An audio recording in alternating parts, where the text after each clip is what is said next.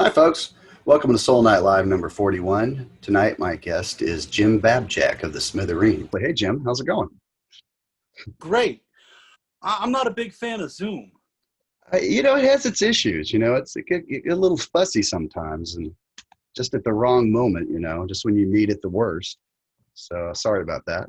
Yeah, that, and I had to put clothes on. Well, just from the waist up, right? So. Right. Okay.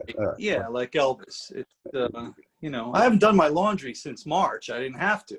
Yeah, I hear you, man. I haven't had a haircut since March. Look what's happening. It's Yeah, COVID. I've been cutting my own hair. It's in the morning. If there's something sticking up, I'll just cut it off. I just kind of paste it down, so. Yeah. Cool. Thanks for taking time out of your busy day to chat with me today. Been excited to chat with you for a My while. pleasure. Yeah, absolutely. So I see you're sitting at the bar, and you have another bar in Yeah. your life lately, a new band called The Bar. Is that right?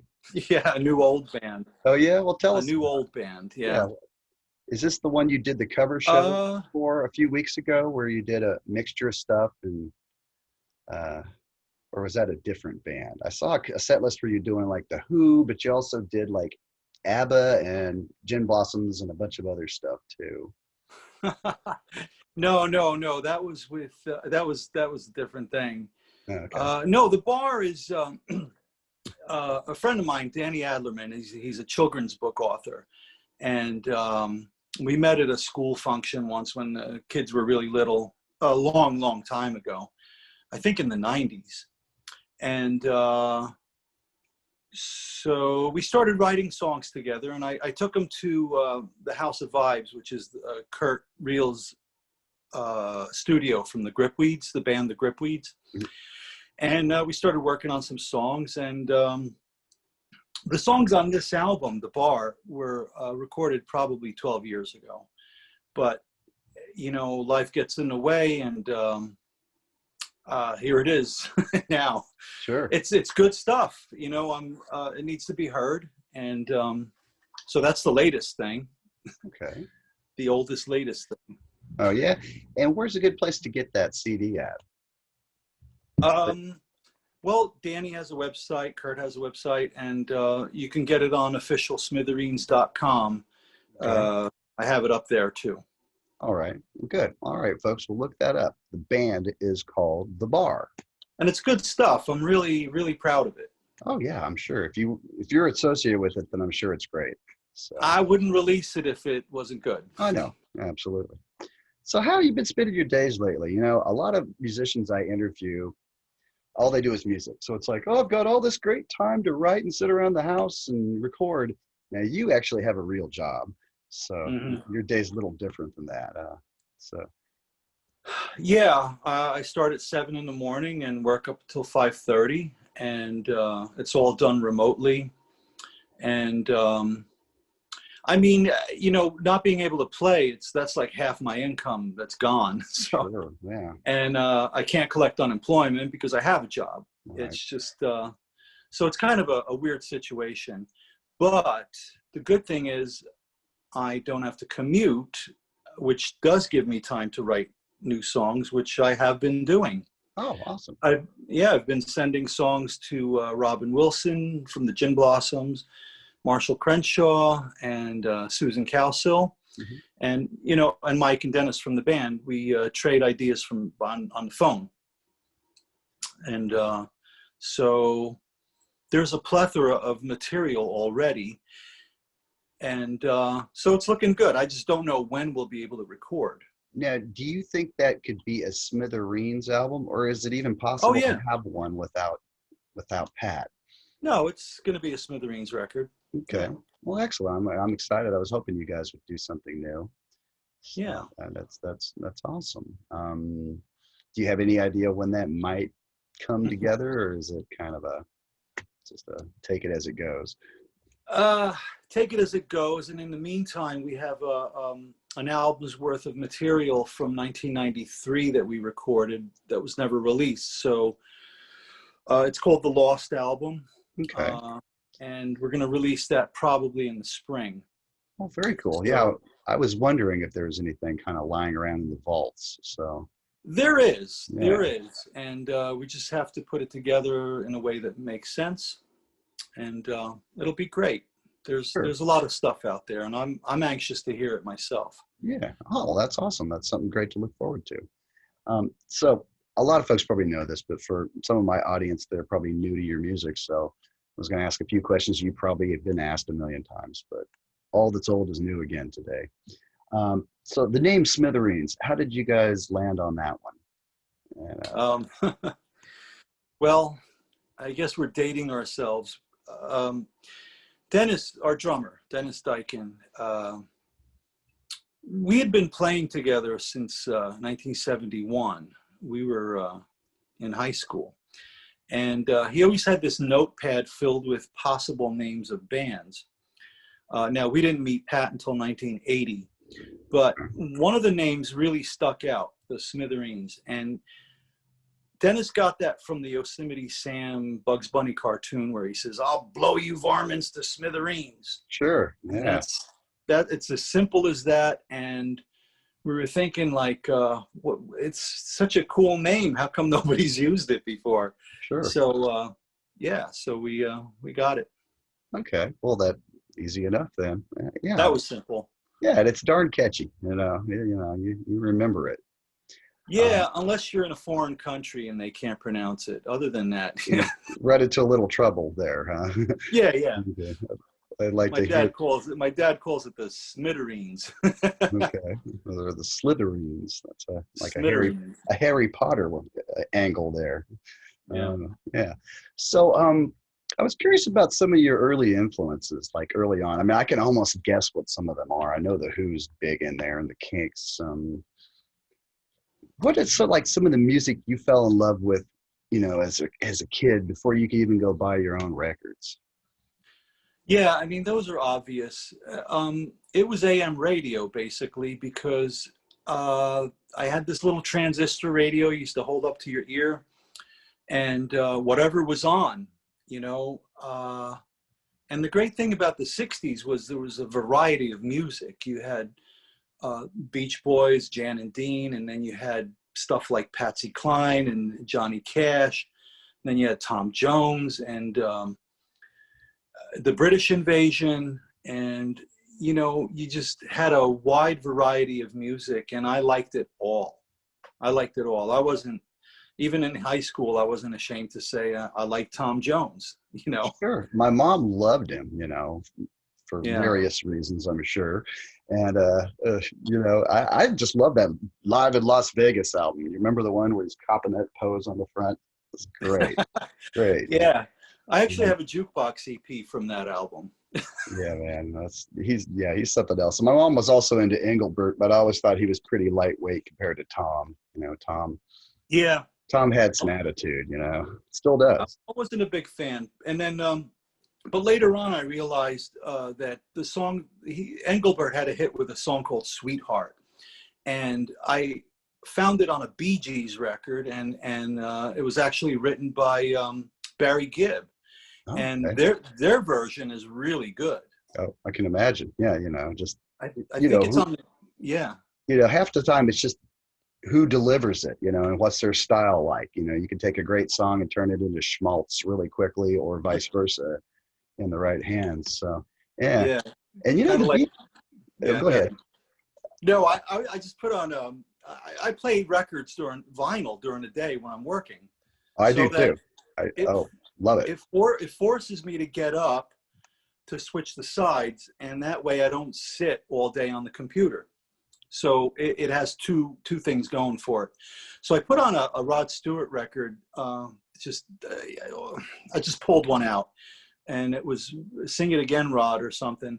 And he it reminds me, he did a version of Pinball Wizard, and I had to get up and take it off because I just did not like it. Yeah, I don't know if you. Because you just struck a memory for me with that when you said schmaltzy, how you could turn something schmaltzy. oh yeah.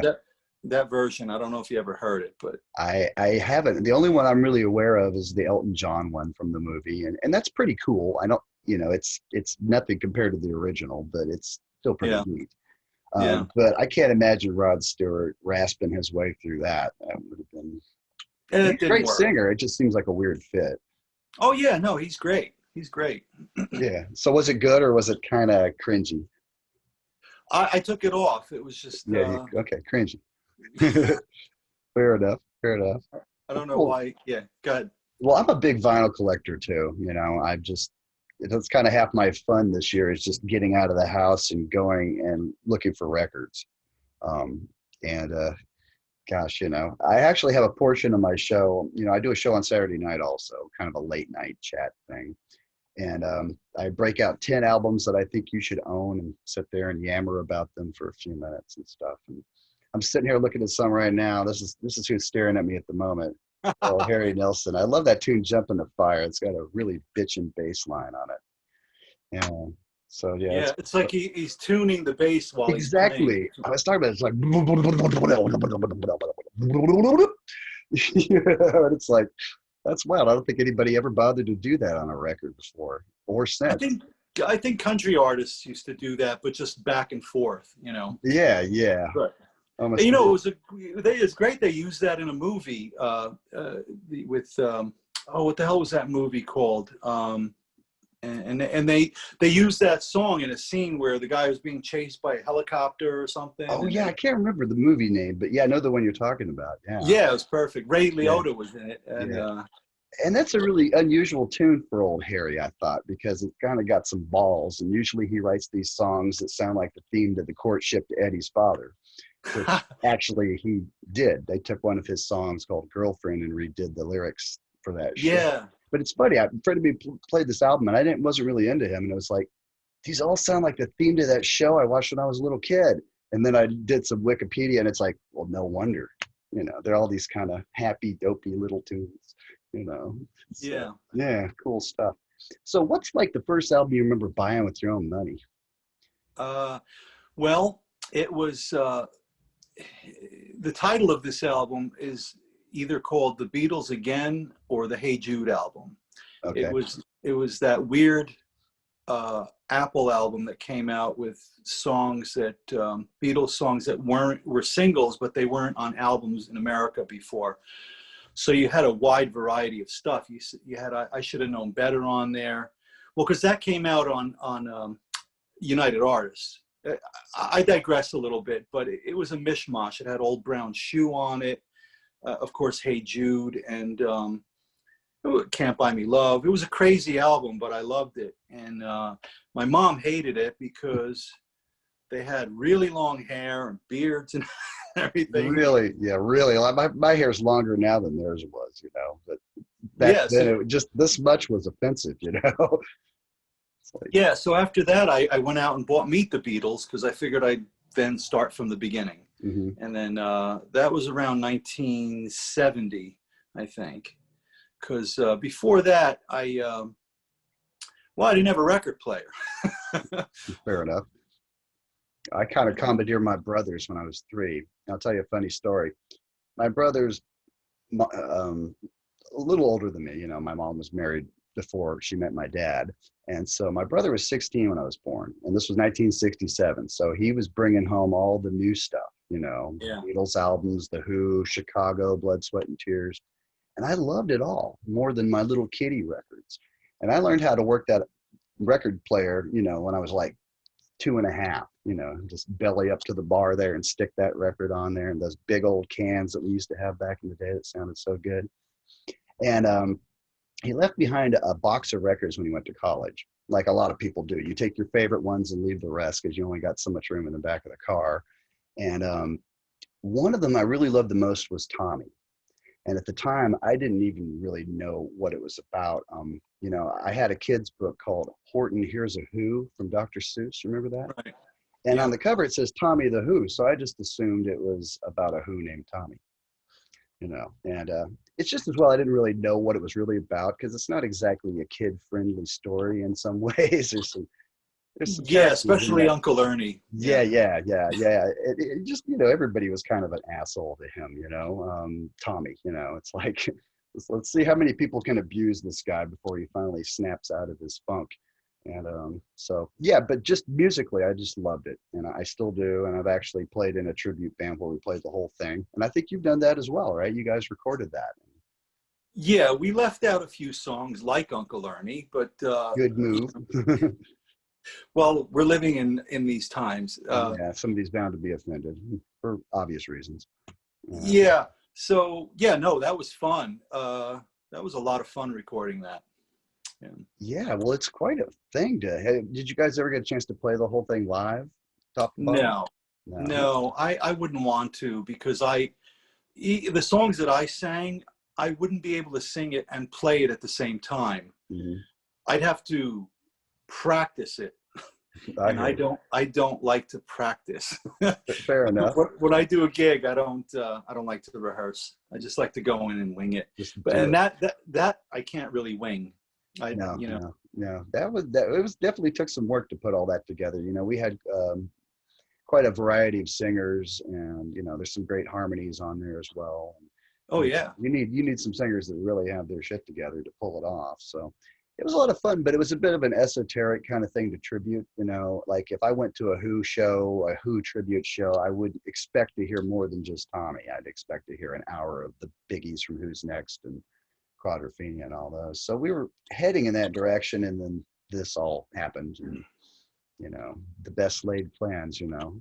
So it's fun. It's something that you do and then move on. Yeah, but I can't say enough about Pete's writing, you know, and what a huge influence was. You know, I think sometimes our styles on our instruments form years before we even start to play one.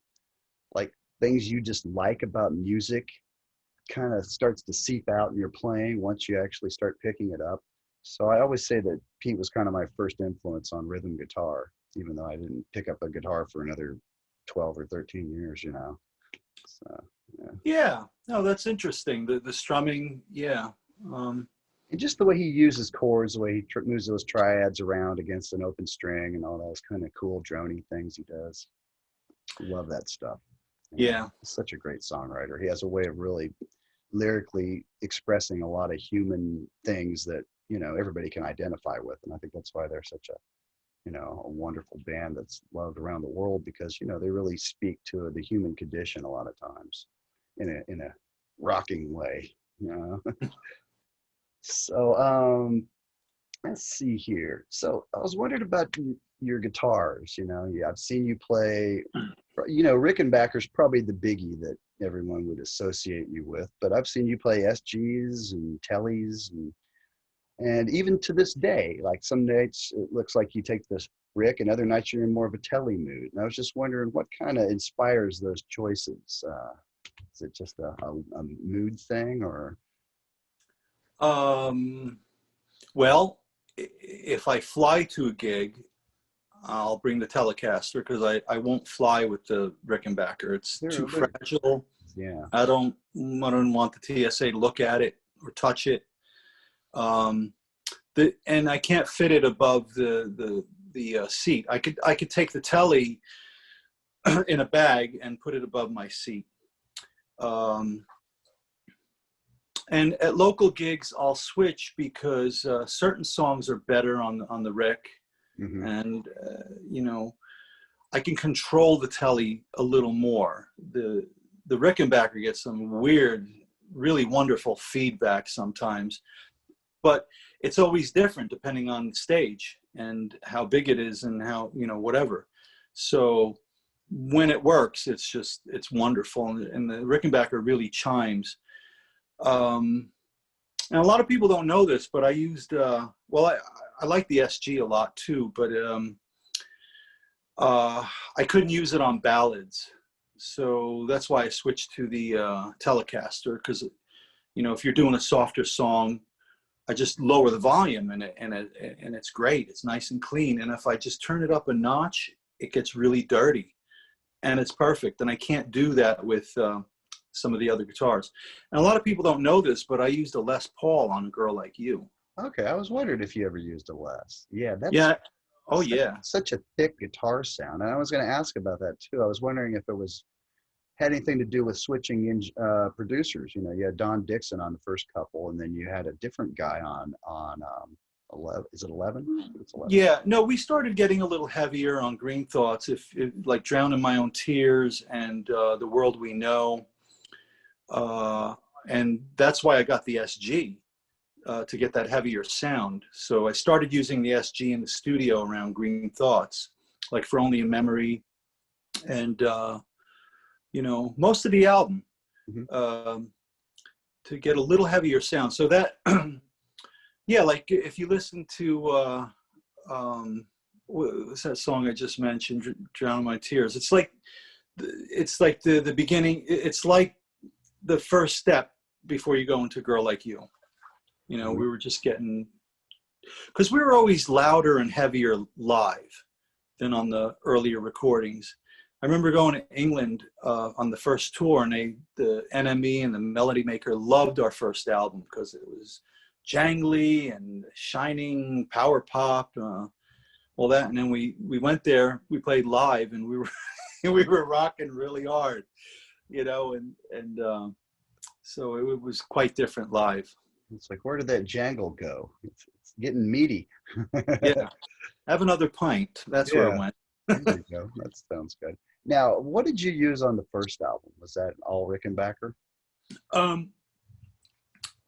Pretty much. And on a song called Crazy Mixed Up Girl, Pat had a Chet Atkins Gretsch that I used for that. Oh, nice. So I was picking on that, which I also used on Green Thoughts for a song called Something New. So when I needed something twangier like that, I would use other people's guitars. And that was Pat's lime green 59 Gretsch. I can see that from a distance. Yeah, that's a bright one. Now, the Rickenbacker, was that like your first love, pretty much? Yeah, I couldn't afford one. And the red Rick that I have that I used on the first album and Blood and Roses and everything. Oh, and by the way, on Behind the Wall Sleep, I borrowed somebody's Les Paul for that too. Oh, okay. So it's only the solo on that I used the Rickenbacker. But that red Rickenbacker, I think, is a 1972, and it was my brother's. I have a younger brother named Bill. And I kind of took it from him because I said, you're not really using this now, are you? And I used it on the first, on Beauty and Sadness, the independent record we did in 1983.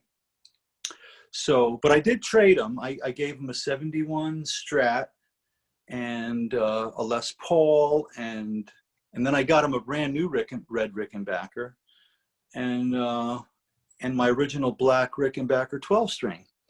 But unfortunately, it was stolen from his house a couple of years ago, and that's really terrible. But anyway, I took the guitar from him. And I still use it. On the first tour, I actually broke the neck on it because I was like really aggressive with it, and it broke right off. So we were on tour, and our roadies found somebody in Kalamazoo, Michigan, that epoxied it back together. And since 1986, I've never had it touched and it's never been set up.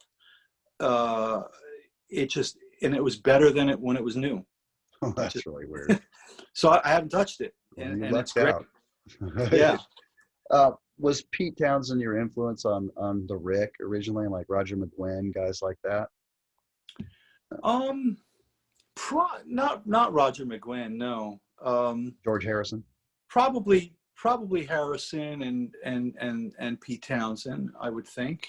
Mm-hmm. And around that time, when I started playing with Dennis, a group called The Jam started playing, and from England, and Paul Weller was using a Rickenbacker also. So I thought, hey, you know what? And it's a beautiful looking guitar. Not only does it sound great, it has a very unique look to it. So I don't know, I just fell in love with it. Yeah, well, it's iconic, and it's a beaut. And you said you had a 12-string too. Do you still have one that you use occasionally? I've heard some. I hear a little bit on Green Thoughts, and yes, what track it was. The solo to House We Used to Live In, and and even on the song, especially for you, I use it, and it sounds like a piano actually. That one, no, I gave that to my brother, and that was stolen. But I do have one. I do have another one that I got in the early '90s. The 12 string. Yeah. Tell me, do you ever bend strings on a 12 string? You know. I'll tell you a little secret. The solo on House We Used to Live In, if you listen closely, the solo is with a 12 string, but when I bend the string, we punched in my SG just for that one note. Down. And if you listen closely, you could hear the edit. Very interesting. I'll have to go back and check that out. That's Yeah. pretty cool. Yeah, because I have a few friends. I mean, or I had a friend that I have a number of 12 strings. I can see one back there right now. And it's like people that don't know just grab it and bend the shit out of that G string and pop that little high one immediately, and it's like, no. And that's like the one string that really gives it that zing that makes it so special in a way. So once that's gone, it's kind of half the fun is missing, so yeah. Tread easy, folks, when it comes to that. But I did try bending it for the recording, and I remember Don Dixon saying, "Why don't we just punch in a six string there? Nobody will notice." Okay. And nobody did notice. Yeah, not until now. Well, that's cool. Do you ever play slide? Yeah, on Green Thoughts, there's a song called I can't remember the name of it right now, but I didn't have a slide, so I was a cigarette smoker back then, so I had a Bic lighter. Sure. And I used the Bic lighter to do the slides on whatever song that was. Yeah. I could hear it in my head. I just can't think of the title of the song. Maybe it'll come to you here in a minute. Yeah. Yeah, I've done that too, though. Yeah, I think everybody that plays slide has gone, okay, let's see. It doesn't, Bic lighter probably work in a pinch, Yeah, and some other places too, here and there, but not like George Thorogood kind of slide. It was more like people that know the Green Thoughts album, they'll hear it on a solo of one of the songs. Yeah, I'll go listen for that. Well, I think my favorite slide player was George Harrison. Oh yeah, such a lyrical play. And it's like here in America, everybody has this kind of blues inflection when it comes to the slide. It's like you can't resist it. But it's really nice to hear that not in the mix at all occasionally. And like George is a great example of that, where it's just this wonderful soaring melody, and you're not thinking about getting your mojo working. You're just thinking, gosh, that's a beautiful melody. It doesn't really have a bluesy thing. Like Badfinger, Day After Day. I mean, yeah. It's beautiful, and that's the kind of slide playing I prefer. And what I did on the Green Thoughts album is not bluesy. It's flowing. Yeah. Well, it's a great way to just make a melody really soar and stick out of the mix sometimes. So yeah, that's good stuff. I was curious about you and Pat as a two guitar team. How did that work? Because was there sometimes that he just sang and didn't play guitar at all, and then other times you both play guitars, and how did you kind of divvy up parts when it came to that kind of stuff? Pat just always let me do what I wanted. I would come up with a lot of the riffs and the solos, of course. When Dennis first met Pat, he gave me some demos of Pat's, and they didn't have any solos on them. So I put solos on them. So it's just, when I joined the band, it was just an unwritten thing where it was just my job, Sure. There were a few times that Pat wanted to play a solo, and I said, go ahead. Blues Before and After was him. Yeah, that's a great solo. Yeah. And, I have nothing, go ahead, Sure. Well, that was kind of cool, because I think it just kind of shows people that he's quite capable of playing a solo when he wants to, and it's not just strictly rhythm, as the song says. But everything just happened naturally, and at rehearsal or in the studio. It just, you know, I would come up with my own part. We all came up with our own parts.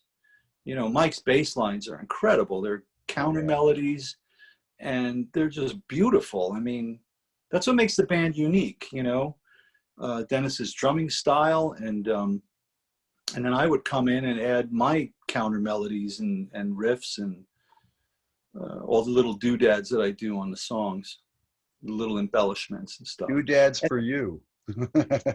Well, you know, we were on tour with Tom Petty a couple of years ago, and I told Mike Campbell this. I said, you're one of the few guitar players that I really respect and like, because you're not all flash, and you're not, you know, you play for the song. And that's what I always did. You know, I didn't want to play, I didn't want to showboat, in other words. I just wanted to contribute to the song in a melodic way. And I always like solos that you can remember and hum, you know, like Hard Day's Night, the solo in that. Da, da, da, da, da, da. You know, it's just. Doodly doodly doodly doodly doo. Yeah. I love that. So, yeah, so I love that. I love that kind of stuff. Yeah, I do too. You know, I think that's just, you know, that's the mark of a great player, is knowing when to hold back and just make it for the song. Yeah, because, you know, these kids are going to School of Rock and whatnot, and they're basically playing scales, and anybody could play scales if you sit down and learn them. And I've seen people on YouTube, like these young people, and they're just playing all crazy, and there's no emotion in their faces at all. They're just playing all these notes, and it doesn't mean anything. Yeah, and I kind of miss the joy, you know. When I'm playing music, I'm having a great time, you know, and I it's hard to hide it, you know, and to just sit there stone-faced shredding arpeggios, it's kind of like, aren't you having any fun?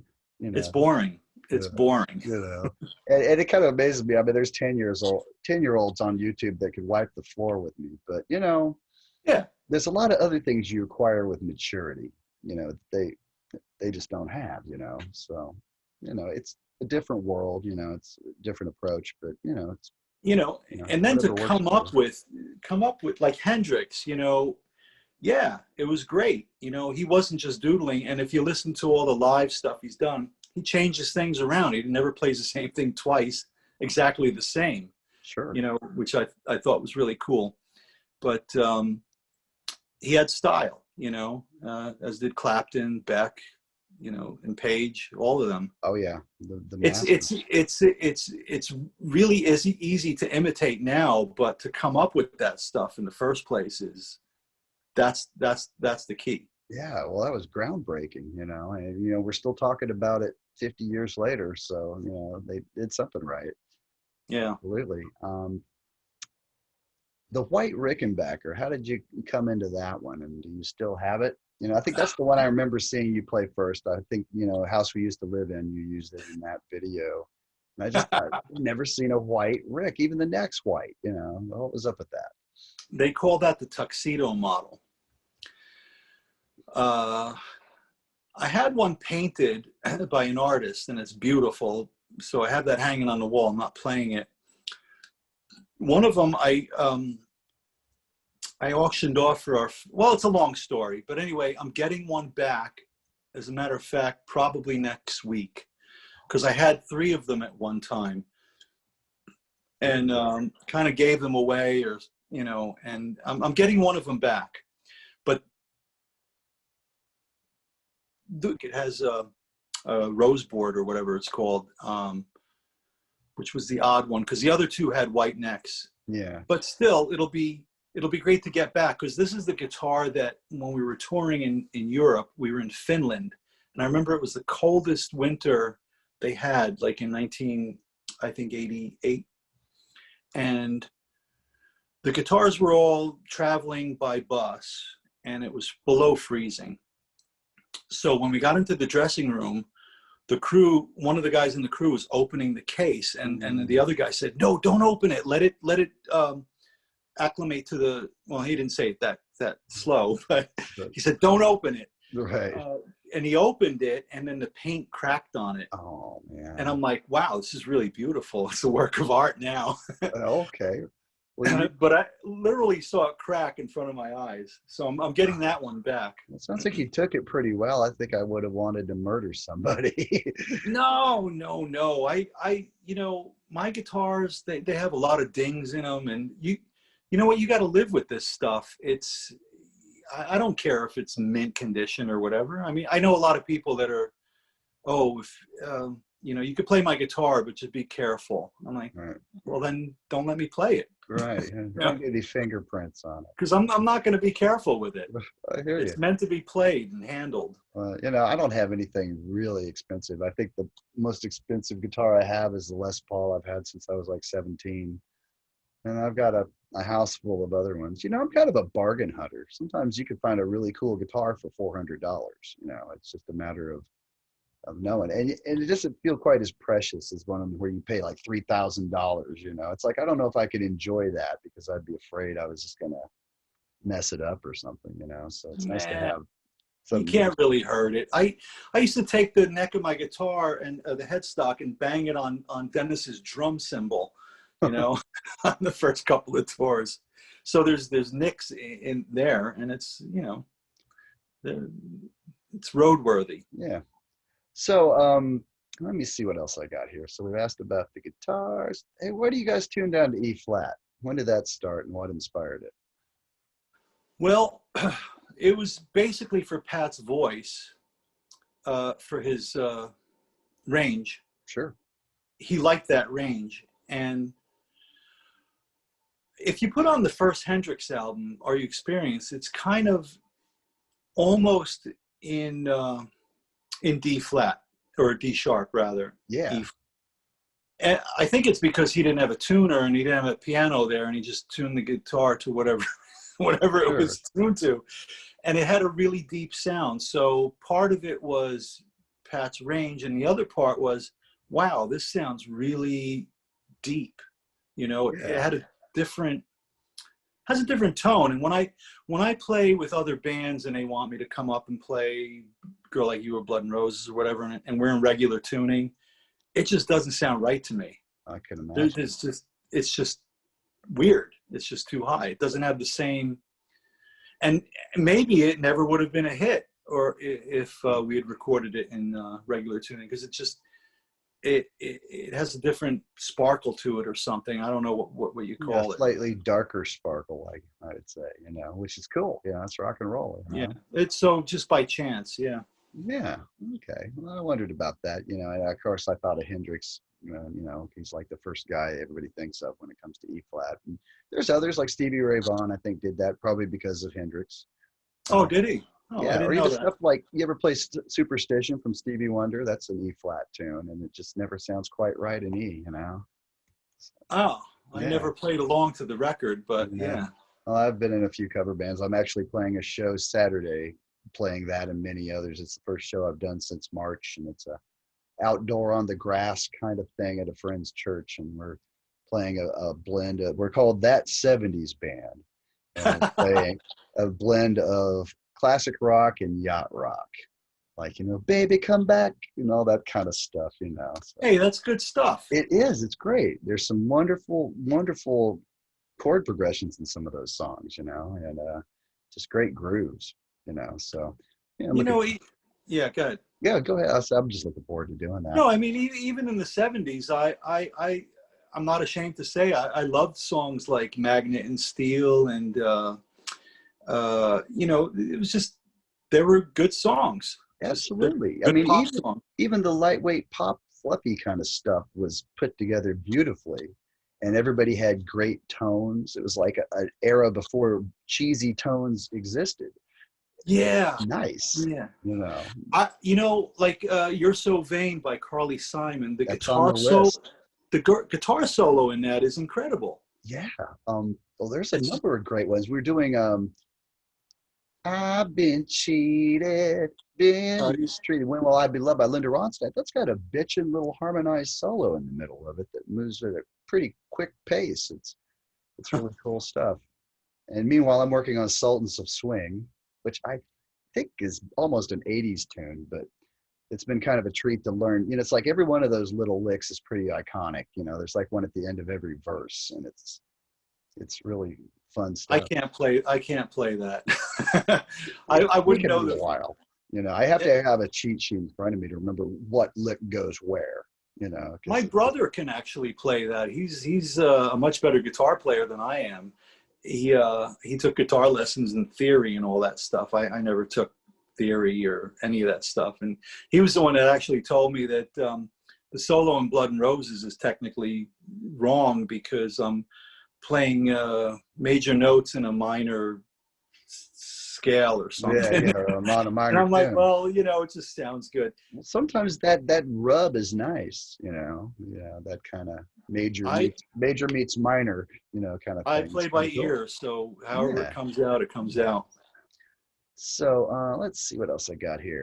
So I was wondering about some of the double bills you guys have played and some of the tours you did with other acts opening. I was wondering what some of your favorite ones were, and also what some of the weirdest ones were, where it's like, I can't believe we're on a bill with, you know, this band, you know. Well, I can't believe, like, in a bad way. Yeah, like how did they pair us with these cheese balls or whatever? I don't know. Back when we first got signed, we were with Premiere, and they were the biggest agency in the country at the time. They had Springsteen, they had U2, they had the Who, but they had the Ramones. And our first tour was opening for the Ramones, and I thought people were going to throw stuff at us and hate us, but they actually liked us, and it was such a treat. And Joey Ramone was so nice to us. You know, he kind of took us under his wing, and he even joked around. He said, "You guys are good, maybe a little too good. You're off the tour." But he would always joke about that. And we had some great late nights, you know, eating pizza and drinking beer and stuff. And some of the weirdest tours, Squeeze was a good pairing. They're great. But, you know, they didn't talk to us for like the first week. So finally in the hotel bar, I approached Chris Difford and Glenn Tilbrook, and I said, "Hey, you know, I'm in the Smithereens. Hi, how you doing?" And then, you know, kind of broke the ice. Yeah. So, but otherwise, maybe they wouldn't have even talked to us. I think they're really underrated, and Tilbrook's a really great guitar player. You know, everybody thinks of him as just a singer, but man, those leads on those songs are note perfect. He left Yeah. nothing to chance. You know, it's really melodic. Yeah. UB40 was a strange bill. We were opening for them on one of the tours, and a totally different audience. But some strange ones I can't recall because Okay. there Well, was so that's a many. good thing then. You know. But the one opening for Tom Petty was great because let's see, when was that? 2013. Yeah. You know, when I go see bands, usually there's hardly anybody there for the opening act, like for a big arena act. Sure. And there were a lot of people there, and they were actually, we got a standing ovation every night. So I was thrilled that the Tom Petty fans liked us. I think that's a really good pairing, honestly. You know, I think that's And maybe because we've been around for a while, it's not like we're a new band that people are just not interested in yet, or they don't know. So that was a thrill. That was a huge thrill. I can imagine. Yeah, I've seen pictures. So that's a great pairing. All right, let me see what else I got here. You got any favorite venues, favorite places to play?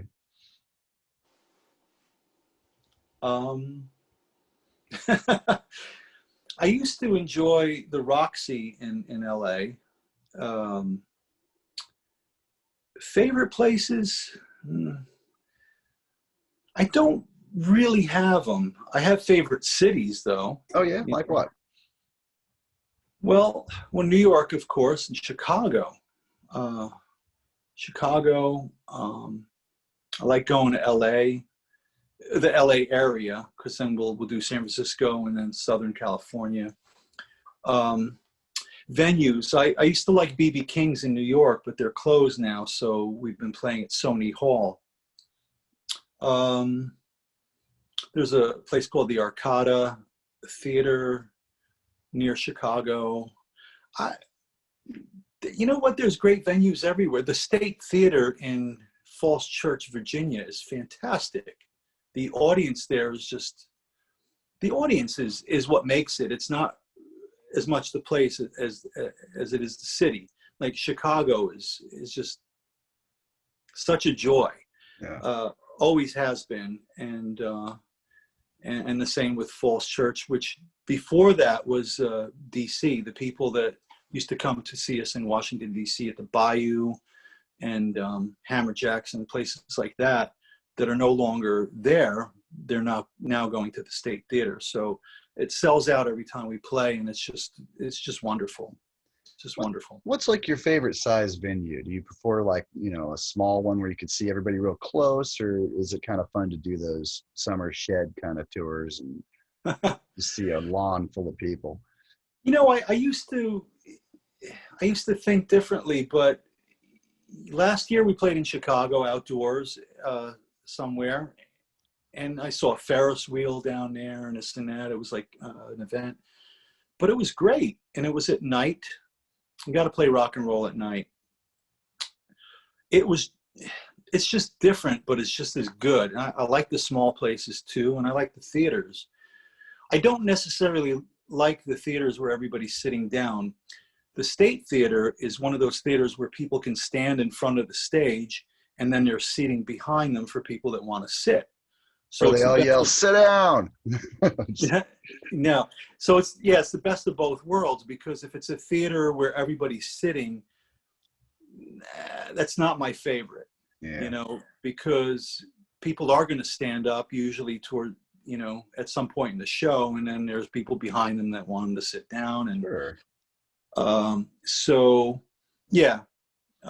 There are places where you can stand in front, and I play much better when people are standing right in front, and right up against the stage.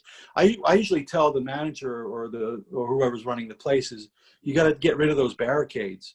I can't have those people like 6 feet away. Well, maybe now. Well, yeah. I'm kidding. It's a bad COVID joke. So you guys have done a few kind of shows in the past few months, kind of like I saw one on somebody's lawn recently, and you had Graham Maybe on bass. Tell me a little bit about how that came to be. Oh, that's where Robin Wilson from the Gin Blossoms is living right now. He's on the East Coast. He usually lives in Arizona, but he's renting a house here in Long Island. So we're going to be doing another thing on Halloween, actually a live stream on Halloween. And I think Marshall Crenshaw is going to join us, and Dennis, our drummer. Mm-hmm. We're going to do like a unplugged kind of thing. And maybe Graham, maybe. We've been friends with Graham for a long time, and he actually lives 15 minutes away from Rob. And so we said, why don't you come by and play bass? So, yeah. Well, that's great. Well, yeah, that's how that happened. Very cool. Very cool. All right. So for Halloween, well, that sounds like a good way to spend Halloween. You're going to stream it live and all that? Yeah. Yeah. Okay. I don't know when, like before it gets dark, I think like start at 4 or something like that. Okay. Sounds good. Oh, we'll keep an eye out for that. It's always fun to see you guys play. Okay. So I was wondering, what are some early concerts you went to that blew your mind? Well, the first one I went to was the Beach Boys in 1971. Very nice. I just met Dennis in high school, and he said, do you want to come see the Beach Boys with me? And I said, in person? Right. And he said, yeah, of course. His older brother drove us to Passaic, New Jersey, and it was a pretty sparse audience, and it was, it's the first time I smelled pot, so it was memorable. And, it was the Surf's Up tour, and I ended up buying the album after that. So that was my first concert. And then after that, we started going to concerts in Central Park. There were these $2 concerts, the Schaefer Festival, and then it turned into the Dr. Pepper Festival, where we saw the Kinks and even the Bee Gees before they went disco. Right. But I think, oh, and John Lennon, I actually cut school to get tickets to the one-to-one concert because I knew that the night show was sold out, but they added a daytime show for one-to-one. So I went to New York by bus. I was like, I don't know what, 14 years old, and got tickets to see Lennon at the one-to-one concert. But I was kind of disappointed because I didn't really like Elephant's Memory that much, I hate to say. It was an interesting era. Yeah, it was kind of strange. And, but yeah, I was at that age where I was still expecting Beatles, and, he was moving on from that. And then it was The Who, I think, that blew me away in 1974. I think the question was, what was the first exciting one or whatever? It was The Who. That was definitely The Who. The Who at the Garden, and Keith Moon was still alive. I remember he was, I had binoculars because we were up really high in the blue seats. And first 3 songs, I'm looking at binoculars and Keith's playing, but he kept throwing up into a bucket next to his drums. And I'm like, wow, there's something not right here. But it was a great show. Must have been a heck of a day leading up to that, He was probably just drinking too much or something. Yeah. And I took my brother to see that. My brother was 10 years old at the time, and that was his first concert. Gosh, 1974, would that be Quadrophenia or just Who's Next? It wasn't for Quadrophenia. I think they came around again for that because they didn't play the whole Quadrophenia album. It was, I think they started with Can't Explain. I have the set list somewhere. I actually wrote it down. I found this ticket stub recently, and I wrote down all the songs and when Pete smashed his guitar and all that stuff. I have it somewhere. Yeah. What kind of guitar was he playing? Do you remember? It was a Les Paul, and I think he had them numbered. Like I remember those. Yeah. Numbers on them. Yeah. Did he manage to smash a Les?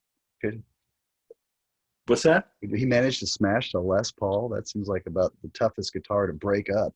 I guess he's had some practice, Yeah, he sure has. Because I know in the early days with the Rickenbackers, you could just snap that over your knee, I imagine, pretty easily. Yeah, I accidentally broke one too. Yeah. Are they does weather affect them at all? They seem like they're a little more sensitive than, say, a total solid body guitar like a Tele.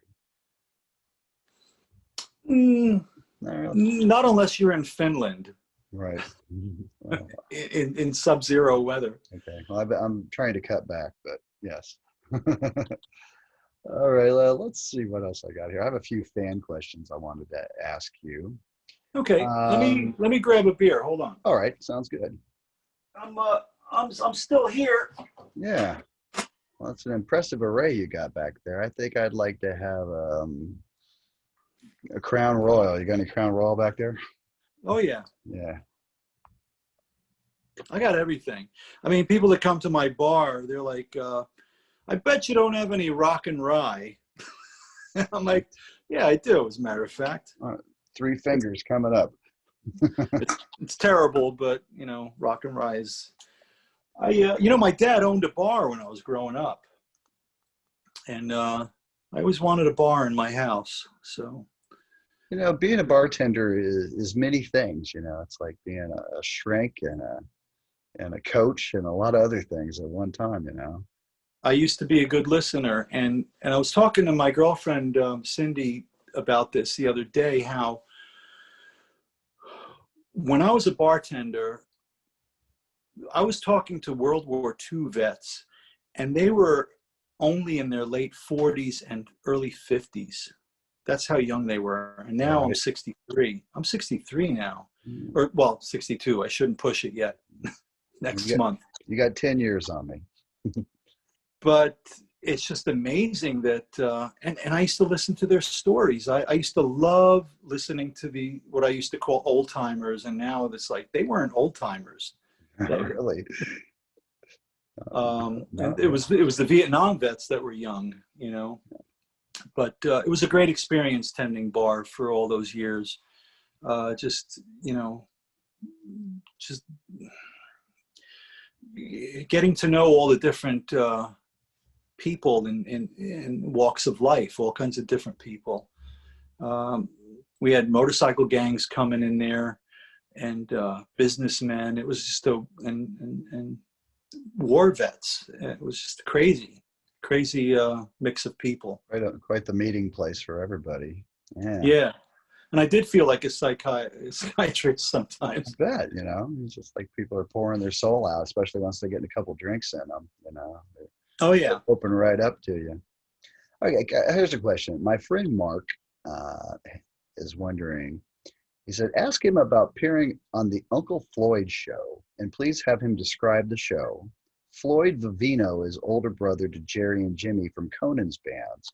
I've really enjoyed the front yard performance in Robin Wilson's Front Yard, especially the one with Graham maybe stopping by to play. Well, we already talked about that, but yeah, how about the Uncle Floyd show? What was the story with that? From what I remember, it looked like it was filmed in a house. You know, I don't remember all the details, but it was a very low budget thing, and I was excited. I was actually nervous, you know. And I don't know, it was just fun, and it was an odd experience because we had to lip sync to our demo or record or whatever we had at the time. It wasn't even a record yet; it was a demo, and it was just odd pretending to play along. So I remember it was just very strange, and Floyd was great. He was very you know, just a good character to be with. Yeah. He's a good interviewer. So were there times later when you had to lip sync once your fame got rolling? Well, yeah, our videos for MTV.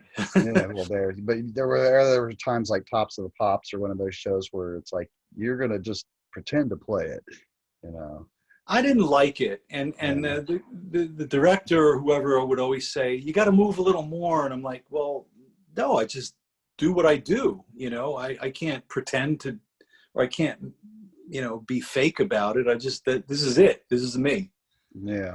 So in the Blood and Roses video, it was kind of weird or funny that I right before the solo, I had a cigarette in my mouth, and I take the cigarette out, put it in my amp. I think I had a swig of beer too or something.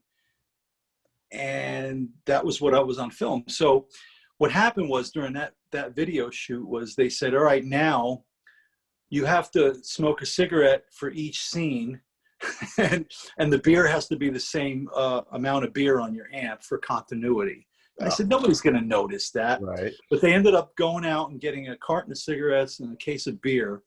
So by the end of that video, I was pretty shit-faced. Okay, just keep that level going. That's yeah. Cool. Well, cool. I kind of wanted to talk about some of the videos because I think, you know, for a lot of us, that's where we got to know you guys the best. You know, just you know, MTV was huge back when they actually played music. And I was just curious about, you know, what the average day was like filming a video. Did you get there like super early and it would take all day long, a lot of hurry up and wait kind of stuff? Yeah, absolutely. It usually was early. The Blood and Roses video was done in the same high school corridor as Fast Times at Ridgemont High. Oh, very cool. There was some done at the former Desilu Studios. Forget the one for Top of the Pops was in Asbury Park. Yeah, that's a fun one. That was fun. That was a long day. That was a really long day. We filmed into the night for that one, from morning till night. And then Blues Before and After and Blue Period we did at the same time. think they were a day apart though, but it was in the same studio. And then Belinda Carlisle came by for the Blue Period one, which was very nice of her. Oh yeah. How did you guys hook up with her? Was she a label mate or something? No. As a matter of fact, when we were on tour with Squeeze, we were staying at the Ritz, a really nice hotel in Boston, and the Ritz-Carlton. And that's where I went up to the bar and introduced myself to Glenn Tilbrook and everything. And Belinda Carlisle was on tour, and she was staying at the hotel. And as was Paul Carrick, who was no longer in Squeeze at the time. Right. And I think Metallica was there too. It was like a weird hotel, and there was a piano in the bar, and people started playing piano. Anyway, there ended up being a party in my room, and I remember Paul Carrick was there and the guys from Squeeze, and in the morning my mini bar was empty, so that was like $800 right there. Right. Yeah. But anyway, that's where Pat met Belinda Carlisle, and I don't know how it happened. Either she said, "Will you write a song for me?" or Pat said, "Will you sing on a song?" or whatever. But that's how that happened. We met at the Ritz-Carlton in Boston. Okay, very interesting. Okay. Yeah. And, any memories of playing on Saturday Night Live? Oh yeah. Tell us a little bit about that. Well, it was fun. We were on tour, but it was just another day. Another 2 days. I don't know what I did on Friday, because we were playing in Boston, I think, before that, and we had a rehearsal on Thursday. I don't know what we did on Friday, and then Saturday we were there all day, and I know they didn't want us to leave, so there was an audience for 7:30. So they did the whole show at 7:30, and then we went on again at 11:30, which was then live. And I found out they do that because if there's they try out, there were more skits in the first one, and then they see the audience reaction, and they choose the ones they're going to use at 11:30. And if there's any flubs for the 11:30, they would switch it out from the earlier show for the West Coast, or however that works. And that's why I was laughing when we were doing, I think, A Girl Like You, because during the 7:30 show, Pat did the wrong song. We were supposed to do Blues Before and After first, and then he did A Girl Like You in the first show. Okay. So that's why I was laughing for that. And then there was an after party. We stayed until like 5 a.m. And John Lovitz was there, and Mike Myers was just new. Dennis Miller. It was a good cast, actually. I'm happy that it was one of the good years. Yeah, those guys went on to do some big stuff. Yeah. Mike Myers in particular, big star.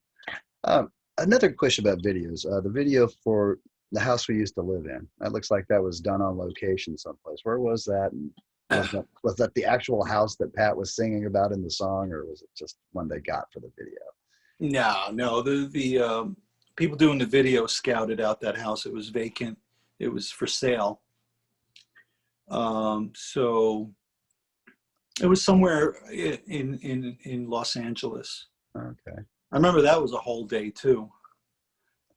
Yeah, that's a really cool one. You know, that's one of my favorite songs y'all did too. There's just something about the energy of that one that always gets me going. I had high hopes for that one, and it is a favorite at live shows. But at the time, MTV didn't want to play it.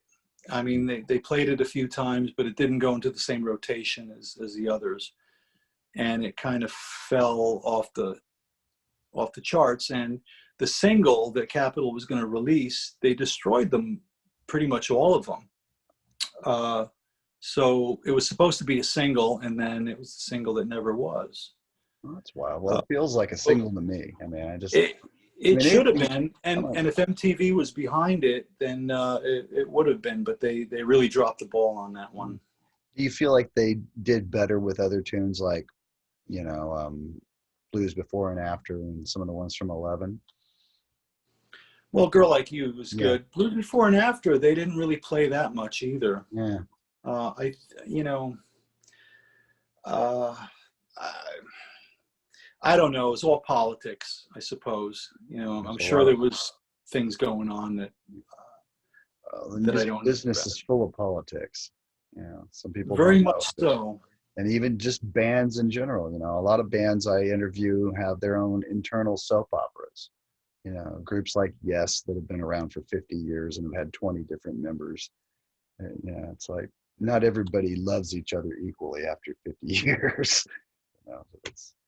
Well, so consider yourself lucky to be in a band that didn't go through all that, because it's not always pretty. So I want to ask about your artwork. I saw the picture that you painted of the Beatles a long time ago, and I was just wondering, do you still do some painting occasionally for fun, or no, never get the urge? I wouldn't have the time. I mean, I work on logos and stuff, or just doodling. My middle son, Alex, is a great artist actually, and he's gonna become a tattoo artist actually. Okay. No, I maybe later on in life when I'm not working the day job anymore. But my hands aren't as steady as they used to be. I hear you. Did any of your artwork ever wind up on a Smithereens album or posters or anything? Just flyers in the '80s that I would make for the band playing at the Court Tavern or Kenny's or something. Yeah. Okay. What's your amp of choice, and has it changed over the years? Marshall 800 series, 100-watt. Pretty simple, right? You get Tube Screamer. That's about it, right? That's it. The tone is just perfect. Yeah, I'm fond of that myself, especially like that's my go-to dirty sound for sure. And when people say, Rickenbacker and Marshall doesn't make sense, but to me it does. Makes total sense. I mean, I guess the Fender would be the choice for that because of the jangly thing going on, but you still get that jangle anyway. I imagine the Marshall gives it a little heft that's really nice. Do you ever use Fenders or Fender amps? Yeah. Yeah, at home I have Blues Deluxe that I use for practicing. Yeah, I've got one of those. Yeah. And my brother actually is sending me back. I had a Music Man back in the early days in the '80s, and I gave it to him as a trade a long time ago, and he's actually sending it back to me now. So I'm curious to see what it sounds like. He put in new speakers and new tubes, and this little Music Man is 130 watts. Wow! So he said it's what? The one speaker? Two speakers. Two speakers. Okay. But it's a small amp, and I'm curious to hear it now. Yeah. Well, he kind of tricked it out, as they say. Well, I always loved your tones on your records, and it's interesting. You guys came up in an era that was, kind of processed in plastic for a lot of artists, but you guys, stuck with the vintage tones of rock and roll, and I just wondered if you ever felt like you were kind of like, what groups did you kind of have an affinity for that you felt like were your peers back in those days? At the time? Yeah, in the '80s. Probably the Romantics. Oh yeah, okay. Other than that, I hated the music in the '80s. I'm not surprised. I did not like the synthesizer stuff and the new wavy stuff and all that. No, it was just wimpy. Yeah, and the heavy metal stuff probably seemed a little ridiculous too. Big hair and spandex and all that. I mean, come on. Oh, that no, yeah. no, Get out no of here. way. Yeah. No way. Sorry. It was that's Sunset Strip stuff, you know. I think, you know, it's where a lot of that was most popular. You know, we're just regular guys from New Jersey. It's just, you know, we weren't out to be rock stars, or at least I wasn't. And I don't even like that term, you know. I think a rock star would be like Mick Jagger and David Bowie. I'm just a musician in a rock band. I think there's a song from the Moody Blues about that. Just a singer in a rock and roll band. Yeah, yeah, one. Okay. You're a big White Castle lover. You know, White Castle sometimes has a knack of coming back to haunt people about 2 hours later. I was wondering if you had any tips for helping us avoid that kind of stuff. There are no tips, except you have to have good friends and good partners. Hey, it is what it is. You know, it can happen. It's not a bad thing. It's not a bad thing. Yeah. I love White Castle. Getting it fresh, it's just, I don't know, you can't beat it.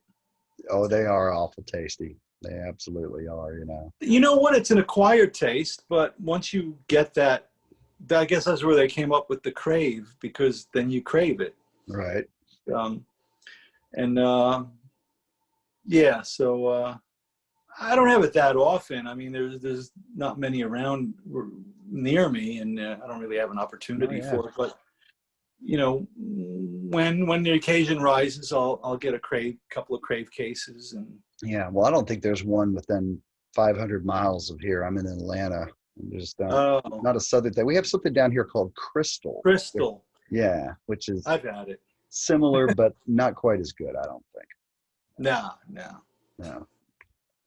Okay. So I was wondering if we could chat a little bit about each album and just talk about some of your favorite songs from each one of them. And I'm especially curious about some of the ones that came after 11, because I think some of those don't get quite as much attention because, you know, it wasn't kind of after the MTV thing. So, yeah, I was just curious. Then the first album was kind of an EP, is that right? Yeah, Oh Beauty and Sadness, yeah. Yeah, and was that one where you all kind of pooled your money together to go record it in a local recording studio? Well, yes, in a way, but it was at the record plant in New York, which was a a big studio at the time, and so we ended up getting a good cheap rate because we'd go in after midnight when there was nobody there, and the engineer, his name was Jim Ball, let us go in there, and we'd play until like 6 or 7 in the morning, and then go home. Mm-hmm. So that's how we did that, and that's actually how we started the first album. We weren't getting any bites for a record deal, so Especially for You started out with, I think, 6 songs that we recorded the same way in the same studio with the same engineer.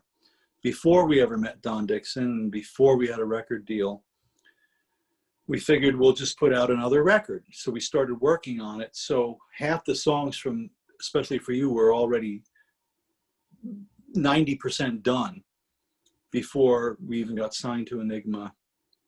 And so that's how that happened. Yeah, you know, we just saved our money. Okay, well, that's a similar story for a lot of groups, I think. And was the first one that you guys did, is that what got you the record contract for Especially for You? Kind of. There was a guy named Scott Vanderbilt at Enigma who was, I guess, the A&R guy getting all the tapes, and he recognized the name the Smithereens from when he was a college DJ, and he did have Beauty and Sadness, so at least it got a listen. So he put in the tape, he liked it, and then they called us.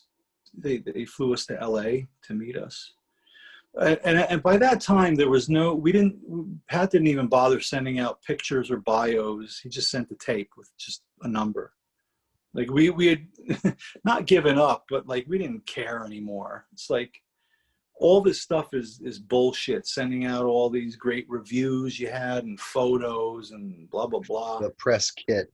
We just sent a tape with a phone number and a name, and that was it. It's like, if you like it, call us. Yes, that's the way it is. And somebody did. Was. Yeah. Okay. And so you did especially for you at the record plant as well?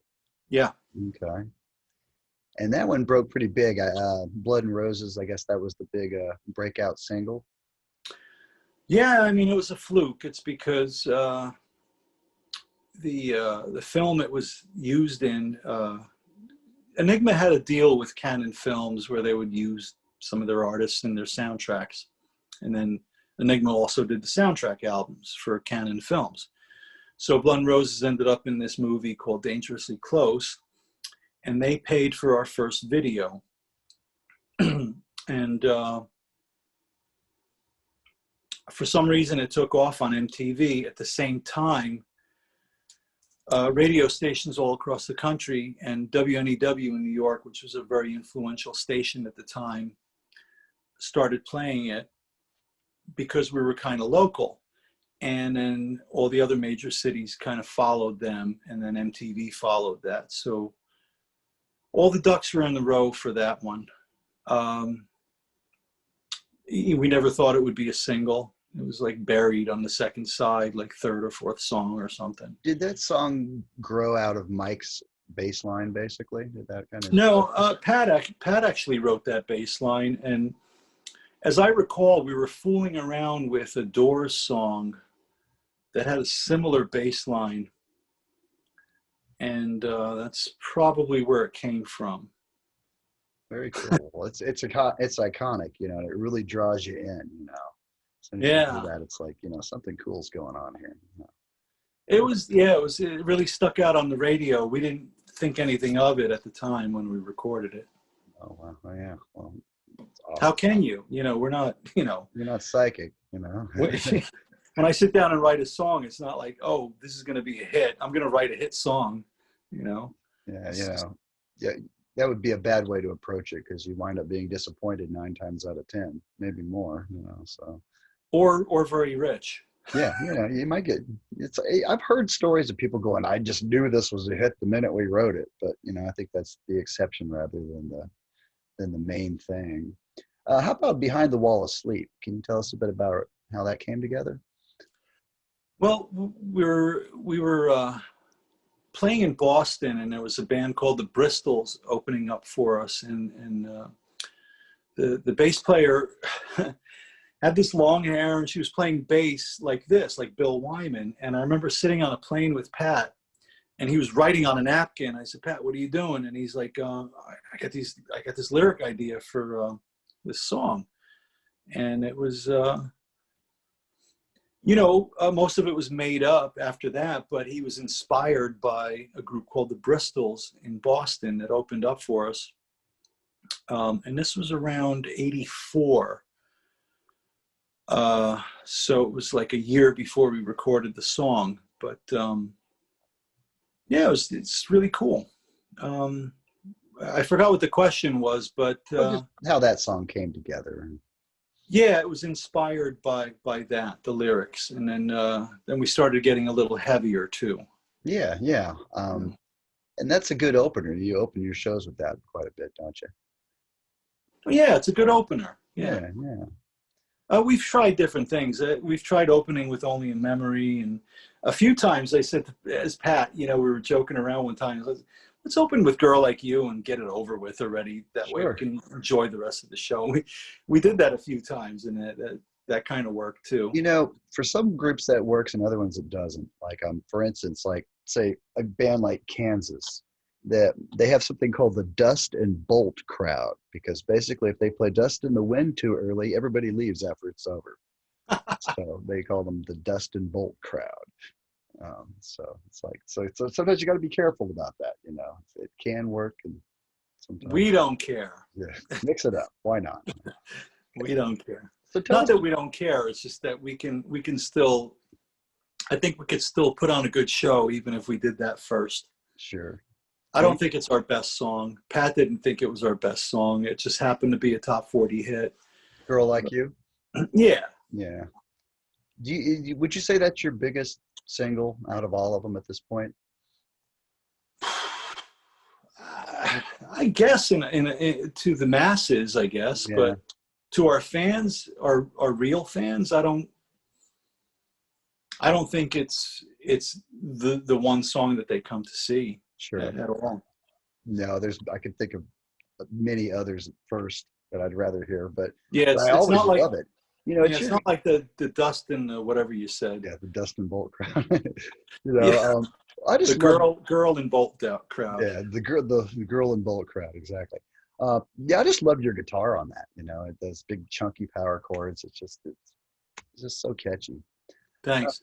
So how did you wind up with the producer on Green Thoughts? Well, that was Don Dixon. He did the first album. He did the first one also. That's right. Yeah. How did you connect? Because you know he's known for doing the first two REM albums, and I think in some people's minds, you guys kind of are slightly, I don't know, connect is the wrong word, but you both have the Rickenbacker thing going on, and that's about where it ends. Yeah. So you never really felt any much of a connection with those guys.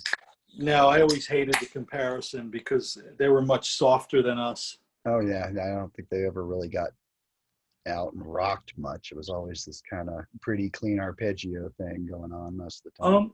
It was actually Enigma. I think it was Enigma Records that recommended Don to us. And you know what? We got along with him personally, and that was more important than what he did in the past. And the same with Ed Stasium. You know, he's a Jersey guy and who produced 11 and Blow Up. And then we had Don Dixon come back and do a Date with the Smithereens and the 2011 album. Okay. So Don's, you know, we love him as a person, and the same with Ed Stasium and Don Fleming, who did what's that album? God Save the Smithereens. Yeah. Do you think that that Ed had a hand in you having a beefier guitar sound on 11? Well, we were going for that, but we were heading in that direction anyway with our equipment. Like I said, I was I experimented with an SG first because of Pete Townsend, actually, the Live at Leeds. I wanted the Live at Leeds sound, but I didn't realize at the time that the SGs in the 80s didn't sound like the 1968 SG. Oh yeah. Just having a regular humbucker instead of that PAF soap bar probably. The P90s. Yeah, that makes, which I actually installed into my SG after that when I found out to give it a ballsier tone. Were you happier with that once you made the switch? Yeah. Oh yeah. P90s really make it, and so I went out and got a Les Paul during the session for A Girl Like You, and well that album, and I still use the Rec on certain songs and the SG on certain songs, but I broke out the Les Paul just for A Girl Like You, and it sounded great. Yeah, you know, very chunky, very chunky. Do you ever play a Strat? I mean, I've seen Pat play them. Okay, but I don't think I've ever actually seen you in any video using one. Yeah, I use it a lot, actually, and at home I use it a lot. I have a 57 Buddy Holly reissue that I bought in early 90s, and I use it on my solo record, and I used it on our records for overdubs. Because I do a lot of parts on the albums. I don't just play one guitar. I do like 3, 4, 5 different parts that I have to combine live. You know, after we do an album, I have to figure out the best way to play it live. Sure. Right, combine everything. And yeah, but I love the Strat. But being that Pat was playing a Strat, I just thought it would look dorky if we both played Strats. I don't know. I just think you get a better blend when you have two kind of different tones meshing rather than the same tone from both guys, you know. Yeah. Unless you want that Nowhere Man sound, which is beautiful, but, you know. Definitely. Tell us a bit more about Green Thoughts. You know, I guess that's kind of the biggie in a lot of ways. It's definitely one of my favorites. You know, every song on it I love. The World We Know. Can you tell us a bit about that one? I think that's one of my favorite Smithereens tunes.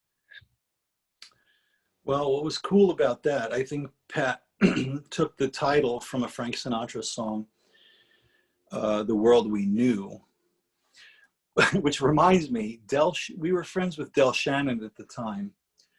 You know, the guy that did Runaway? Yeah, Little Runaway, yeah. And he actually came and he did that with us at the Roxy in LA. He came up for our encore and did that. And he's a really great guy. So Dennis invited him to the studio, and Del is singing background on World That We Know. Oh, cool. He sings the high part, World That We Knew, you know. Yeah. That's Del Shannon. And World That We Know, we kept saying, he kept singing World That We Knew, and we're like, no. He thought he was singing it wrong, but it was like K-N-O-W, not N-O. Right. It was just a funny moment in the studio that was happening. But we were getting heavier. I mean, that's the precursor to Girl Like You, that da da da da. It's almost like da da da da da. It's kind of similar in a way. Yeah. It's kind of like All Day and All Night, and You Really Got Me. Sure. Yeah. We can't go wrong with those. Do you play that one live very much? We did back then. Yeah. And not often, but we did do it throughout the years. I mean, we've been playing for 40 years. So yeah, Pat would pull it out occasionally. Sure. Yeah. Well, that's a great one. Have you ever thought of doing a tour where you play an entire classic album front to back? We did. We did. I remember doing Especially for You on the 10th anniversary and the 30th. You know, Pat was still alive. We did the whole Especially for You album and the 11 album and the Green Thoughts album. The only one we never did a thing like that for was Blow Up or Date with the Smithereens, or any of the others actually. What would you say is a great overlooked track on Especially for You? Overlooked? Well, yeah, maybe one that doesn't quite get talked about as much that you really love anyway. I don't know what people talk about, but I love Alone at Midnight and Spellbound. Oh yeah, that's great. I love those. I mean, I remember recording Spellbound, and it was really late at night, really late, and it just had a dreamy quality. And the way I play it, I was playing a little bit behind the drums, you know, just a little, not perfect, but I purposely made it sway a little bit. You know, I don't know how to explain it, but it does kind of have a lilt to it, you know, kind of a. Yeah. It's got a sway. It's really beautiful. And the lyrics, Pat did a great job on the vocals and the lyrics. Really wonderful. Yeah, that's a great tune. And it's funny because that song, the A chord that I don't have a guitar with me. Is it that kind of like this kind of power chordy kind of thing going on here? Well, yeah. So you know where speaking of coincidences, I showed Pat that chord, that A. I was watching Del Shannon in, I think it was 83, when he had a solo album, or we had an album out called Drop Down and Get Me. It was produced by Tom Petty, and he was playing at the bottom line. And I was in the front row watching Del's hands. And he played an A chord like that, and I never played it like that before. I'm like, wow, this is cool. And I showed Pat. And then after that is when he came up with that riff. Okay. Yeah, that makes me think of Pete Townsend. It's like whenever he plays an A, it's usually like that. Yeah? With the pinky on the 5th fret doing the... I do that all the time. Yeah, you know, like on Won't Get Fooled Again. Blah, bop, bop, you know, that's that A. Yeah. Yeah, okay. Yeah. It's like, no, I don't think Pete ever puts a third in his chords half the time, you know. And it's just, you know, big roots and fifths on all six strings almost. And you know, it's such a great punchy sound. So that A chord is used on Top of the Pops, Drown in My Own Tears, Spellbound. It's all connected.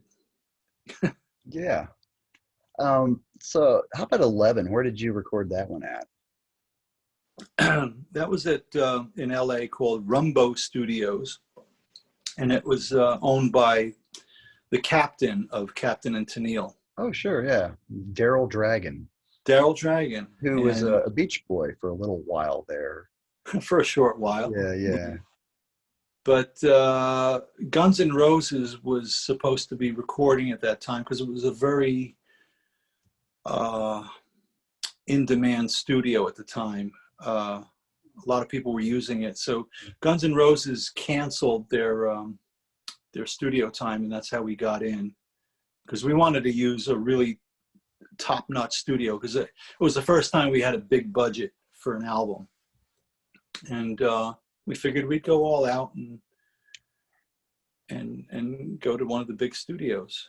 Do you feel like that album has a bit of a connection with Green Thoughts, like kind of a similar kind of contour, the way, like I can think of certain songs on it that kind of remind me a bit of some on Green Thoughts, like Room with a View sort of reminds me of one of the album songs from the previous album. I don't know. I think it's just a natural progression. Yeah. I remember being with Pat, and we were in DC touring, and we went to see a movie together called Room with a View, and that's where I got the idea for Room Without a View. Oh yeah, Without. That's right. Yeah. Okay. Yeah, there was a movie called with I forget who was in it. Maybe Albert Finney or something. I don't remember. Yeah. But you know, even though the album got heavier, we still had a lot of soft sides on that album. Blue Period. One of my favorites on there is Cut Flowers. Can you tell us a little bit about how that one came together? Yeah, that was one of mine. I just bought a Fostex recorder. It was a 4-track recorder, and I started experimenting with different things. So I put the melody down with some crappy lyrics, the chords, the music, and then all the background stuff that you hear on the finished product. That was all done on a Fostex. And I sent it to Pat. First I sent it to my manager, and he thought it was really crap. And he said, Jimmy, just concentrate on being a good guitar player and don't be concerned about. Whoops. No, I'm back. Right. Low battery mode, so we'll have to end soon because I'm almost out of power. Okay. So he said, you know, don't worry about writing songs. Just you know, concentrate on being a good guitar player. But I sent it to Pat, and he came up with these great lyrics for it. And so that's how that happened. But you know, I still have the original demo where I'm singing along, but everything's the same except for the lyrics. Okay. And was that lyrically about anyone in particular that Pat knew? No. Okay. No, I think he wrote it about Joe. He was inspired by Joe DiMaggio leaving a rose on Marilyn Monroe's grave. Oh, nice. Okay. Yeah. Because it's kind of a sad song. It kind of makes you wonder, you know, who she was. So that. Yeah. Okay. Well, now we know. That's cool. Yeah, I guess that was never talked about before. So. Okay. Well, I love uncovering nuggets like that in these interviews. You know, it's kind of. I forgot all about it, actually. That's awesome. Okay. And then the next album, A Date with the Smithereens, that's the one that has Top of the Pops and Too Much Passion and those tunes. Did you go for a different angle on that album? Oh, no. Also, Ed Stacey. Oh, yeah. Ed again. What's that? And were you going for a different angle at all with that? Or was it just a fresh batch of tunes that happened to come down the pike that year? Just a fresh batch of tunes. Yeah. And Pat was, you know, that's the mood he was in. And the same with Date with Smithereens. He was Date with the Smithereens. He was very depressed. He was in the middle of a divorce, so it was a very bitter time for him. And it came across in the lyrics, and then we just played along with it. You know, we just played along to the mood of the lyrics. Yeah, I think that's a really underrated record, and it does seem to have a kind of a more somber tone to it. So I think we kind of. Hey, it is what it is. You know, you know, like I said, you can't write. What are you gonna? You got to write for yourself. Sure, you know, that's the most honest way to go about it. You know, that's one thing you could say about us. We were always honest. Right. And it's safe to say that no musical trends that were happening had any influence on you guys at all. None of this grunge stuff or any of that. None. Did you like that stuff better than the plastic new wave 80s stuff at all, just on a personal level, since they were just getting back to playing raunchy guitars and such? There's good stuff everywhere in every genre. I mean, even with disco, you know, there were some good songs. Yeah, some great bass playing on those records. Yeah, you know, well, you know, yeah, even if you don't like a song, there's something about it that you could like, you know. I like ABBA, for Christ's sakes, you know. Oh, yeah, you guys. I love ABBA. I think I saw Dancing Queen on a set list recently. Is that right? You guys do that? That was my idea. I bet that lit that place up. People can't resist that song, you know. How could, yeah, right? You know. I could have seen, I wish I would have suggested that to Pat, you know, because that would have, I like throwing curveballs to the audience. Sure. You know, like for the encore, just do something really unexpected. Yeah. But all right, so we got off the tangent there. But okay, but yeah, I was just curious. Blow Up. Any particular tracks that people should look into? Favorites? Well, one of my songs, Now and Then, was on there, which I thought should have. Well, it was the last radio single, and it should have been a single because it's become a fan favorite, and even live. And with that song, when we were recording it, Dennis and I were in LA, and we went to see the Cowsills open up for Red Cross and Screaming Trees. And I loved them so much. I went backstage and I met Susan Cowsill, and I said, I got to have you guys sing on this new song that I just wrote. And she didn't believe that I was in the Smithereens. And I said, well, I am. And well, they showed up in the studio and they just nailed it. They nailed it. So I don't know if you know the song, but it's just 12 string. I'm playing a 12 string on that one. Yeah. And so I was actually waiting for Pat to finish the lyrics with me, because I only had parts of it, you know. But when I realized that Pat was behind schedule on writing lyrics for the other songs, I just wrote the lyrics the night before we went into the studio, and I handed them to Pat, and that was it, you know. I just finished the lyrics up in 1 hour. Okay. And that was the key. Because I had to, you know. Right. It was down to the wire. And then the Cowsills came in and did a wonderful job on the vocals. Oh yeah, well they're legendary, you know. That's yeah. a really cool thing to have them drop by. Okay, how about God Save the Smithereens? Any standouts on that one for you? Well, by that time we were all credited as writers, because we were, you know, we were always involved in it, and well, anyway, standouts. What's a standout on that? God Save. I don't know. It was also a dark album in a way, but sonically, I think it was our one of our best albums. It really sounded good. She's Got Away is just a great riff and a great sentiment. God, I haven't listened to that album in a long time.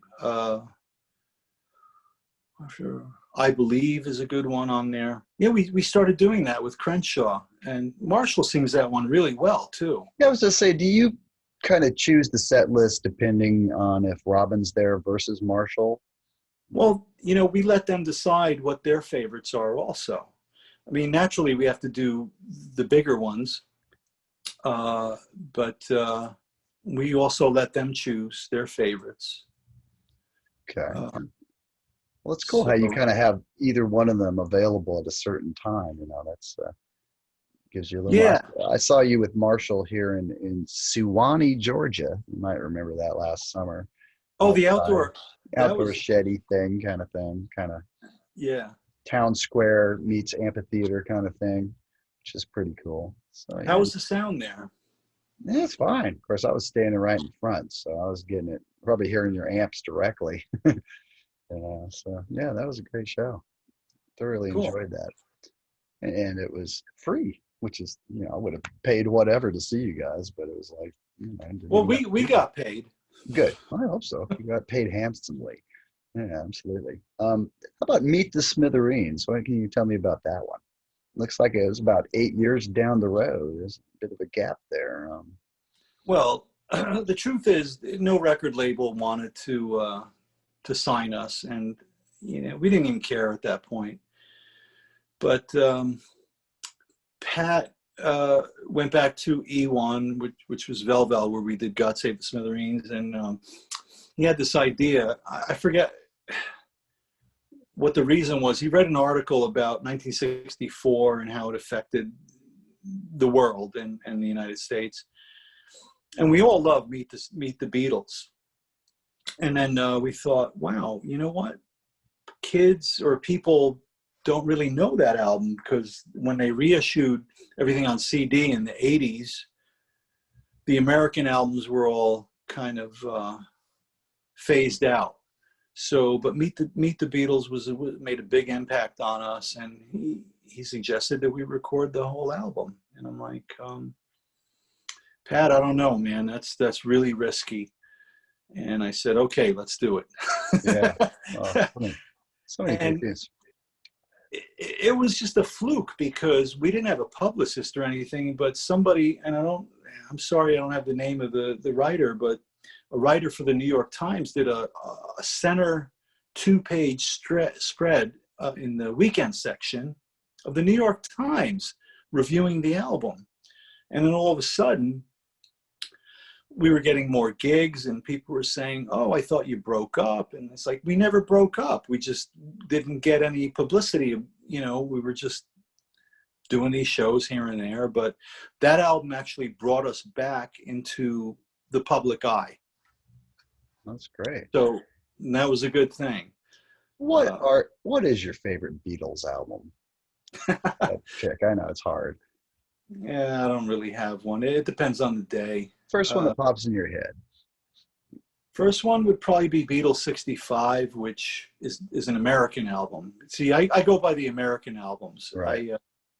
When they started, and A Hard Day's Night, when they started writing on their own, you know, No Reply.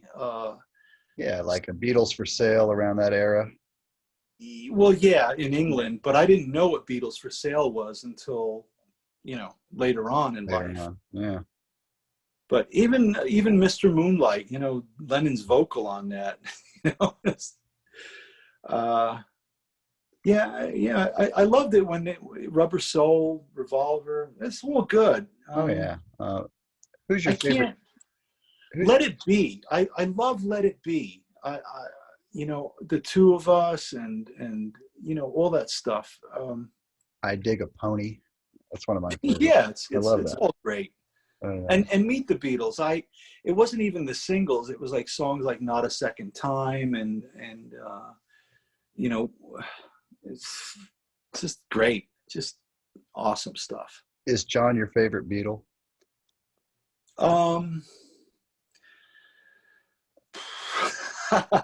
I can't really. Yeah, I guess. Okay. I know, but you know, Paul's underrated too. I mean, a lot of people were down on him for his silly love songs and stuff, but Paul is very talented. I mean, I like some Wings personally. I think that he wrote some great songs in that time period. And the first McCartney record where he played all the instruments, I still love. To this day, I love. It's one of my favorite albums. Yeah, it's also the one with the bowl of cherries on the cover. Yeah, that's a great one. How about Ram? You like that one much? Yeah. Yeah, I think that's great, and it's almost, I consider that almost the first Wings album, even though it isn't Hmm. technically a Wings album, but Yeah.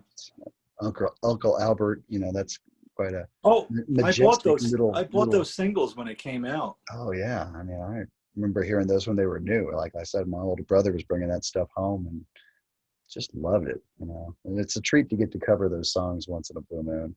You know. Okay, so and then after that, you did a Christmas album, which is kind of interesting. I guess a lot of people do that sooner or later. And a B-side from the Beatles. I think it's a good chance to look at some lesser heralded tunes. Yeah. And then you did Tommy. And then what's 2011? Is that an original album? Yeah. So that's the last original one that you guys did. Am I right? Right. Right. Okay. Any standouts on that we should look up? I think it's a gem. I think the whole album's great. It's back to form. We didn't have a record company to worry about telling us what to do. We just wrote songs that were how we felt at the time, and Don Dixon came back to produce that one, and it's great. Give it a listen. All the songs are good. Yeah, I'll definitely look that up. Yeah. So, all right. Well, anything you want to share with our audience before we roll here? I don't know, just to stay safe and love one another. just be cool. It's that simple, no doubt. No Be doubt. cool. Be awesome. Be the best that you can. Be the best person that you can be. Do epic shit. Yeah, do good things. No doubt. Okay, so you've got a Halloween live show coming up, so we should keep an eye out for that, and that'll be a. Yeah. I think Marshall's going to be there. Dennis, Graham, maybe. I think, and Robin, and oh shit, my It's about it's my reminding. battery is about to shut up. Alrighty. Well, if I could request a song for Halloween, I'd love to hear "The World We Know." We'll give it a shot. Yeah, if you play it, I'll know you remembered. Alrighty, Jim. All right. Well, it's a real pleasure to chat with you, and let's do it again sometime down the road. It's great to catch up with you and talk gear and tunes. So, all right, y'all, take care, and I will be back tomorrow afternoon. We're chatting with Albert Bouchard, the original drummer from Blue Oyster Cult. So that's going to be an interesting one. So, all right. And as Brad Pitt once said, arrivederci. That's right. All right, take care, brother. All right, bye. I see you again.